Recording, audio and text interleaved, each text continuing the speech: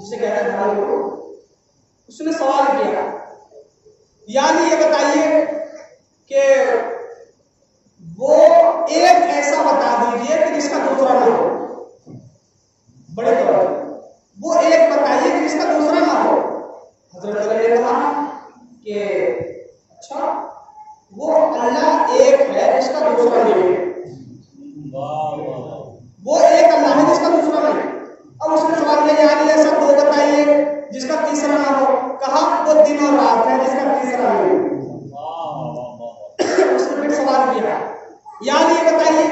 وہ تین ایسے بتائیے جس کا چوتھا نہیں ہے، کہا وہ لوح قلم کرسی ہے کہ جس کا چوتھا نہیں ہے، کہا وہ چار بتائیے جس کا پانچواں نہیں ہے، کہا وہ توریت زبور انجیل قرآن ہے کہ جس کا پانچواں نہیں ہے، وہ پانچ بتائیے جس کا چھٹا نہیں، امام نے کہا وہ 5 وقت کی نماز ہے کہ جس کا چھٹا نہیں، کہا وہ 6 بتائیے جس کا ساتواں نہیں، کہا وہ 6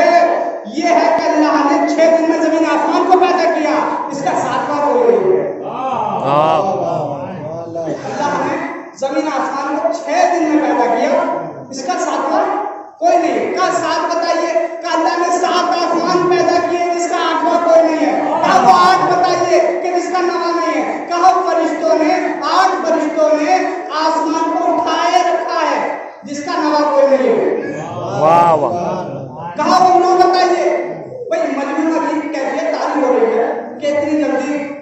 جواب آ رہے ہیں، اتنے سوال نہیں ہو رہا ہے، اور سوال ہماری کتاب سے نہیں ہوگی توریت زبور انجیل سے آ رہے ہیں اور قرآن سے جواب نہیں آ رہا ہے، تو مجموعہ جو ہے وہ عجیب کیفیت میں مبتلا ہو گیا اور یہ سوچنے لگا یعنی اتنی جلدی جواب دے رہے، کہا یعنی کو 9 بتائیے جس کا 10واں نہیں ہے، کہا وہ صالح کے 9 باقی امتی ہے جس کا 10واں کوئی نہیں۔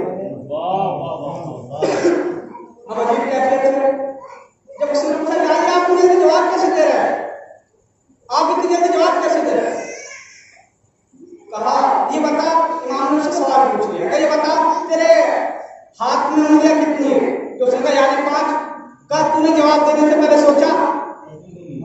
کہا تو نے جواب دینے سے پہلے سوچا، کہا نہیں سوچا، کہا کیوں، کہا وہ اس لیے چونکہ یہ 5 انگلیاں میرے آنکھوں کے سامنے رہتی ہے، کہا اچھا جس طریقے سے یہ 5 انگلیاں تیری آنکھوں کے سامنے رہتی ہے اسی